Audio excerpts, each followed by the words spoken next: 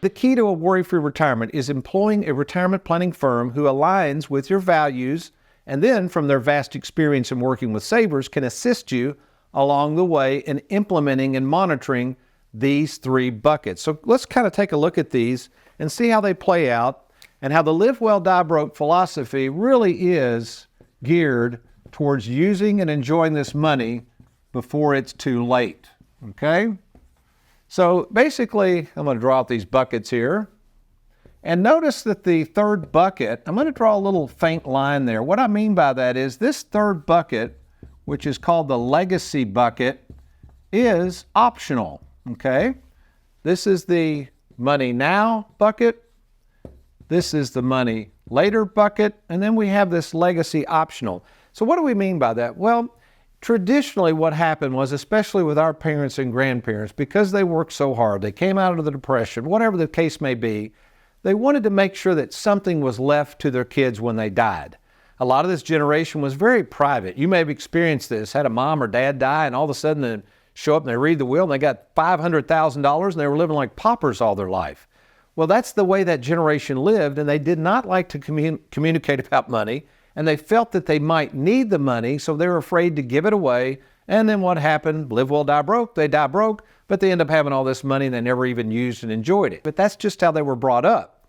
But now as we fast forward, a lot of people are realizing with inflation and the idea that you can't take it with it, and they're kind of aligning themselves with this philosophy of live well, die broke. Some people, quite frankly, are not interested or, let's say, worried about leaving a bunch of money when they die. They would rather use and enjoy it now. So how does this play out? How do we at Tony Walker Financial do this? Put up full screen, Aaron.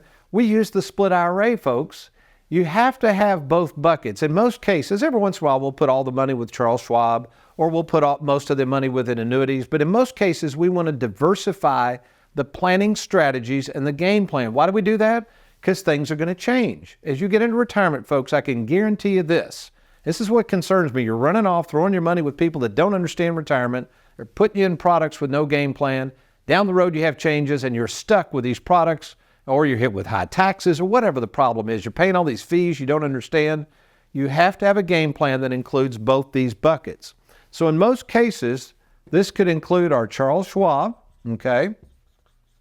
What we do is we link that to your checking. We do all this in-house too. By the way, folks, this is a whopping 0.8% to do everything through Charles Schwab. We select the funds. We select the strategies. We move the money around for you at no additional cost. We get the money to you at no additional cost. We calculate all the tax withholdings and do all that for you at no additional cost, all for 0.8%, 0.8%. Larger accounts, it even gets lower price than that. You're not going to get any fees this low with this much service, I guarantee you. But anyway, that goes to your checking. We could also have annuities here, okay?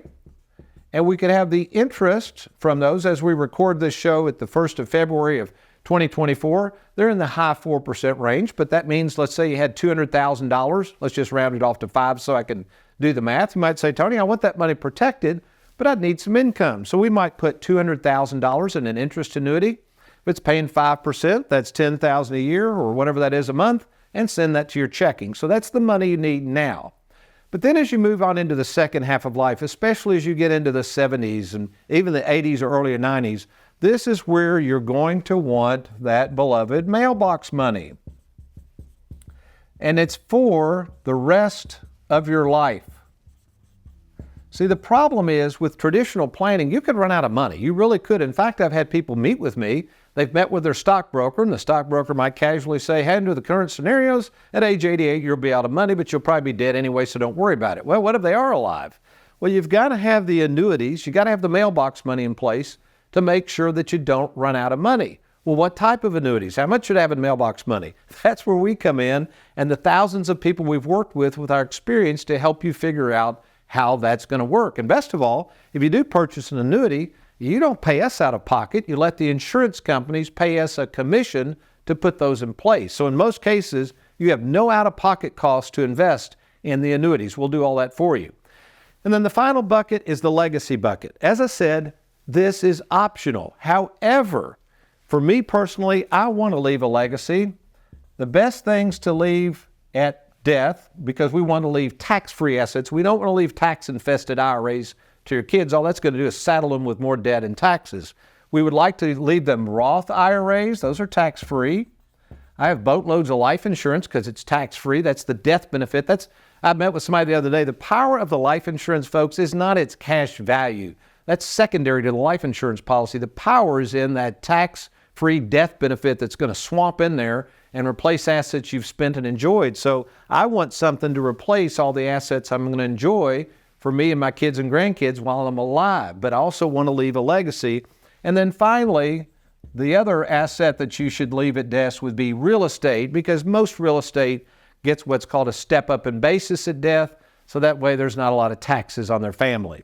So I know this looks like a lot, but that's why you need a retirement planning specialist, folks. Don't go it alone, or don't keep working with somebody that is not a retirement planning specialist. This is a new phase of life you're going into. Thanks for watching. We hope you enjoyed that video. If you'd like, check out these other clips. And be sure to hit that like button and that subscribe button for more videos.